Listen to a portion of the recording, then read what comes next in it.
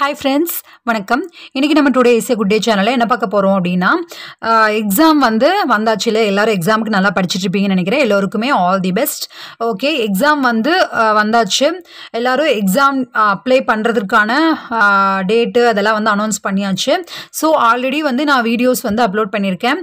பிராத்மிக்ல இருந்து பிரவீன் வரைக்கும் எப்படி எக்ஸாம்ஸ்க்கு அப்ளை பண்றது அப்படின்ற த்ரூ அவுட் தி வீடியோ ஃபுல்லா கொடுத்திருக்கேன். அது எல்லாமே ப்ரீவியஸ் எக்ஸாம் क्वेश्चन பேப்பர் அப்படின்ற அந்த பிளேலிஸ்ட்ல ஃபுல் வீடியோஸ் இருக்கும். அது போக அதிலேயே ப்ரீவியஸ் क्वेश्चन பேப்பர்ஸ் எல்லாமே இருக்கும்.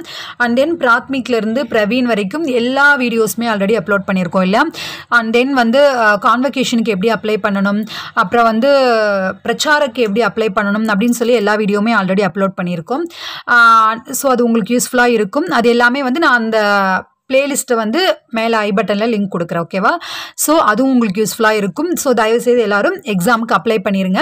அண்ட் தென் தயவுசெய்து எல்லாரும் எக்ஸாமுக்கு நல்லா படிங்க. நான் ஒவ்வொரு தடவையும் எக்ஸாம் வரதுக்கு முன்னாடி இந்த விஷயத்தை தான் நான் சொல்லிக்கிட்டே இருக்கேன். என்ன அப்படின்னா, நிறைய பேர் எக்ஸாம் வரதுக்கு ஒரு 1 வீக் 2 வீக் பிஃபோர் வரைக்கும் படிக்காமல் இம்பார்ட்டன்ட் கொடுங்க, அதுக்கப்புறம் நான் படிச்சுக்கிறேன் அப்படின்னு சொல்லுவீங்க. அப்புறம் லாஸ்ட்டாக இன்னொரு விஷயம் என்னென்னா, எனக்கு சிரிக்கிறதா அழுகிறதான்னு தெரியாமல் இருந்த விஷயம் என்னென்னா, லாஸ்ட்டாக ஃபெப்ரவரியில் எக்ஸாம் முடிஞ்சு இல்லையா. அப்போ என்னாச்சு அப்படின்னா, ஒருத்தங்க எனக்கு எக்ஸாமுக்கு ஒரு 4 days பிஃபோர் நினைக்கிறேன், அவங்க நான் ஊர் பேர் மென்ஷன் பண்ணல. ஓகேவா? அவங்க ஊர் பேர் சொல்லி, நீங்கள் இம்பார்ட்டன்ட் கொஷின்ஸ் அப்லோட் பண்ணியிருக்கீங்கல்ல, இந்த ஊர் என்னோட இந்தக்கு என்ன கொஷின் பேப்பர் நீங்கள் போட்டிருக்கிறது உண்மைனா ட்ரிச்சிக்கு இது போட்டிருக்கீங்க அப்படின்னா அப்போ என்னோட ஊர் இது, அப்போ எனக்கு என்ன கொஷின் வரும் அப்படின்றத அனுப்புங்க அப்படின்னு சொல்லி போட்டிருந்தாங்க. நான் இவங்ககிட்ட என்ன சொல்கிறது, இவங்களுக்கு எதாவது என்னன்னு எனக்கு புரிய வைக்கிறதுன்னு தெரியல. அதுக்கப்புறமா மறுபடியும் என்ன கமெண்ட் பண்ணியிருந்தாங்க அப்படின்னா, நீங்கள் அனுப்பலை அப்படின்னா நான் ஃபெயில் ஆகிட்டேன் அப்படின்னா அதுக்கு நீங்கள் தான் காரணம், நான் கடைசியாக சொல்கிறேன் கேட்டுக்கோங்க அப்படின்னு சொல்லி அனுப்பிச்சிருந்தாங்க. எனக்கு என்ன சொல்கிறது, ஏதாவது சொல்லி புரிய வைக்க முடியும் அப்படின்னா பரவாயில்ல, அவங்களுக்கு ப்ராப்பராக என்ன அப்படின்றதே புரியல அப்படின்னா எனக்கு சிரிக்கிறதா அழுகிறதானே தெரியல. நான் ஃபெயில் ஆகிட்டேன்னா அதுக்கு நீங்கள் தான் காரணம், எனக்கு தெரியாது, அனுப்புங்க உடனே அனுப்புங்க அப்படின்னு சொல்லி அனுப்பியிருந்தாங்க. என்ன பண்ணுறதுன்னு எனக்கு தெரியல, அவ்வளோதான். ஏன்னா எனக்கு எப்படி ரெஸ்பாண்ட் பண்ணுறதுன்னு தெரியல. அவங்கக்கிட்ட ஃபஸ்ட்டு ஒரு தடவை ரிப்ளை பண்ணியிருந்தேன், இதுதான் இந்த ஊருக்கு அப்படின்னு சொல்லி அனுப்பிச்சிருந்தேன், ட்ரிச்சிக்கு அப்படின்னு. பட் அதுக்கப்புறம் ஆல் ஓவர் ட்ரிச்சிக்கு இது, மெட்ராஸ்க்கு இது தனித்தனியாக இருக்குது அப்படின்னு.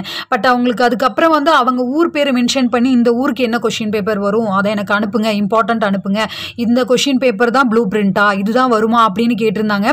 நான் ஆல்ரெடி ஒவ்வொரு வீடியோலையுமே சொல்லியிருக்கேன். அப்போ என்ன அர்த்தம் அப்படின்னா, அவங்க வீடியோ ஃபுல்லாக பார்க்கலன்னு அர்த்தம் இல்லையா. நீங்கள் உங்களுக்கு ஒரு விஷயம் தேவை அப்படின்னா நீங்கள் தான் அந்த விஷயத்தை முழுவதுமாக பார்க்கணும். நீங்கள் ஃபுல்லாக ஸ்கிப் பண்ணி பார்த்துட்டு அதன் பிறகு உடனே நடுவில் கீழே இந்த ஊர் என்னோடது, இதை அனுப்புங்க, ட்ரிச்சிக்கு அனுப்பியிருக்கீங்க, சென்னைக்கு அனுப்பியிருப்பீங்க, அப்போ எனக்கு இதை அனுப்புங்க, நான் ஃபெயில் ஆகிட்டா நீங்கள் தான் காரணம் அப்படின்னு சொல்லி அனுப்புகிறாங்க.